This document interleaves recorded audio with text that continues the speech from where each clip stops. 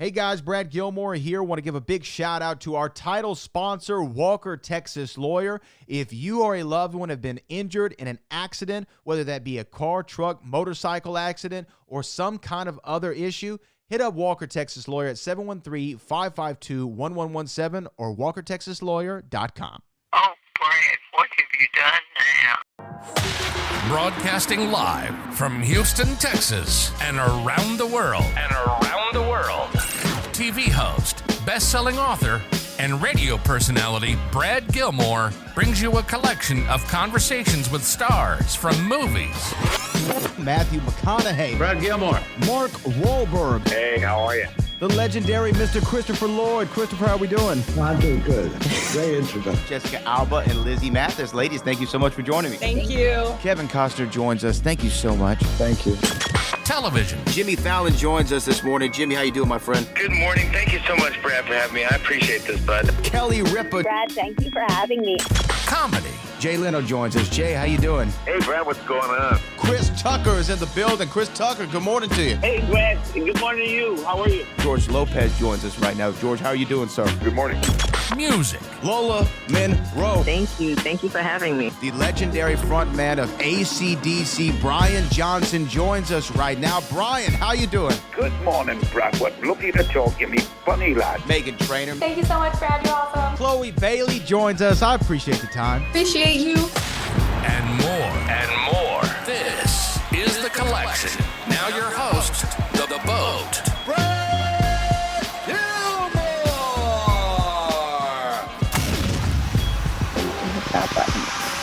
Awesome. Well, hey, Mark Kerr, Brad Gilmore from ESPN Radio and The Collection. So great to talk to you. Congratulations on getting this story out there. I appreciate that, Brad. Thank you for having me. Thank you. Obviously, I've been a fan of MMA for at least 20 years now, watching the sport and watching it evolve and grow. And the name Mark Kerr rings true to a long-time fan such as myself. But I know that this doc came out a long time ago, and obviously the movie started around, 2019? You started talking to The Rock. 2019, it started. That was the grumbling, and then I say lightly, the whole world fell apart during the pandemic, and nobody knew what anything would look like coming out of it. And then the writer's strike, and it was like there was all these hurdles, and it was like I let it go. The running joke I tell people, I go, I had Dwayne Johnson's cell phone number for 4 years. I didn't text it or call it once. I go, that's letting it go. That was in my book going, the world has it, the universe has it. If it gets made, it gets made. And then it finally does happen now, these 6 years later. And I know you've been doing media like crazy. You've been on Rogan. You've been on The Tonight Show. You've been everywhere, seemingly. Venice. What has this media tour been like for you to have to not only just talk about the movie and the process of it, but also sharing more of your story? Last night after Fallon, I got a chance to just talk with Dwayne for a little bit and just realizing, I think, I was living my life not knowing that I needed this little piece, this thing, this hole in me I didn't know I had, right? And like literally going, wow, I think back at the Hall of Fame, that hole was filled in. It was that validation of even though my career was this, I moved mixed martial arts this much further along, but it needed that little bit in order to get to where it is now. So it was pivotal that this little part helped build what it is today. Well, because they refer to you as a pioneer. People call you a legend. But in the UFC, you're a UFC pioneer wing. What does that title mean to you, to be a pioneer of the sport that now just got $8 billion, for its media rights? And that's crazy, So it's one of those things where it's pioneer for me, stepping in, doing what I did, not having any freaking clue really what it was. But knowing once I did it, I go, oh, wow, this is actually cool. Because for me, it was crushing all these stereotypes. I grew up with 10th degree black belt, toughest guy in the world. No, not really. Guy 6'9", 400 pounds, not a chance, right? So it crushed all these stereotypes. I was out there crushing these stereotypes, going jiu-jitsu is not the best. Watch, I'm a wrestler and I can handle jiu-jitsu, guys. Or a boxer, I can take him too. Kickbox. So it was one of those where for me, it was validating like, there's more to this than everybody thinks. Well, especially and I have to get into a couple MMA questions with you because especially Sure. about wrestling. Wrestling is the foundation to me of mixed Mhm. martial arts. If you don't have wrestling, you're not going to make it far in this game whatsoever. And I know for you coming up, you were wrestling guys like Kurt Angle. Y'all had a great rivalry Oh with one yeah, another. man. Yeah. And Kurt, who went on to do pro wrestling, obviously, still though a legitimate guy. People Oh, cannot talk enough about how great he was. There's even, circles in wrestling circles. There's a story where he and Brock Lesnar had a real shoot match one time at a WWE event, and Kurt handled him. I mean, that's how great Kurt was. Like I talked to him a lot. I talked about him a lot on Rogan because it's one of those where 95, 96. So I beat him 92, 93, 94, 95, 96. He beat me, made his Olympics, blah, blah, blah. So he found a gear I never knew existed. Like as a competitor during wrestling, like after the 95 Freestyle Nationals, he beat me and I'm like, what the, where did that come from? Like he just had this intensity and gear that I'm like, okay, something is completely different. Not being able to put finger on it, he just found a different way to go at it and to train cardiovascularly, which was like wow, He's insane. He's an insane human being as far incredible, as an animal incredible. in the squared circle. But let me ask you, because he went to the wrestling route, you Yeah. went to MMA and helped pioneer that sport. Was that ever an idea for you to like, hey, let me go over and do some pro wrestling? You know what? I had a conversation with Shane McMahon. I had a conversation with JR. They were in Phoenix. A friend of mine introduced us, and they gave me this just lowdown of like, this is, you would go through developmental. You would have to develop a persona character. We'd have to come up with a storyline. We'd have to do this, this, and this. But if you do make it, the money on the other side of it is fantastic. And I go, what's the process? A couple of years. Yeah. Like I can't do it. I can't take that big a pay cut. Can't take that big a pay cut. So Especially like in your athletic prime, oh at that yeah. time, Yeah. that window is short, especially for a fighter. Oh gosh, man. I say all the time, like I had X amount of fights in me. I just didn't know what that was. That was it. I had X. Every fighter has X in them.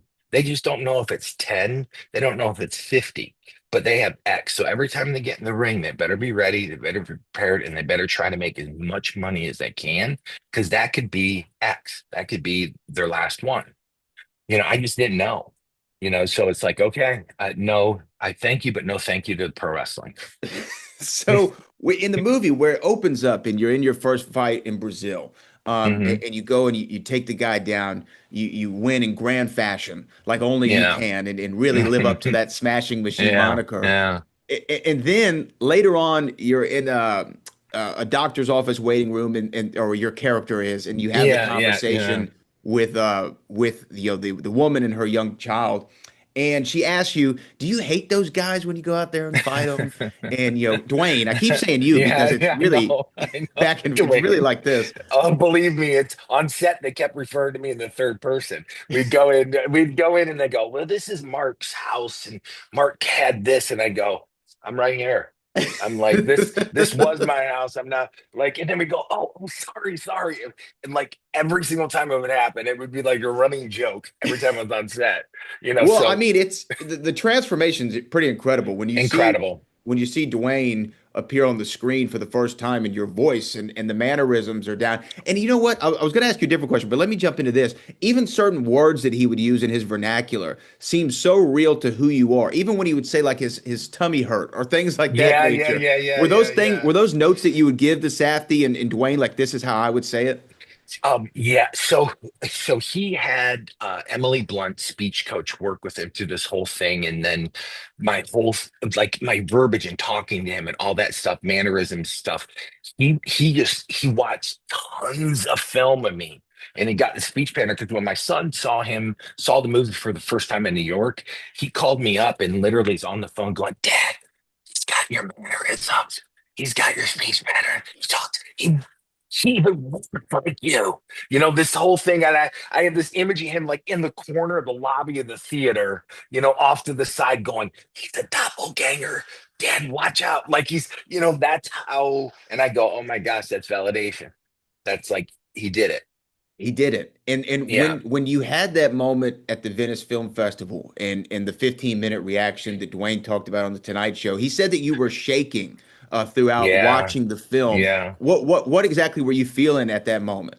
You know, it was the first time that I saw the fully cut version of it. I had seen a like 80% complete version earlier in the year, and it was the first time I had seen a complete version in it, and it just hit me a different way. It completely hit me a different way where, a lot of it was just the I could actually, it was like watching a home movie, right?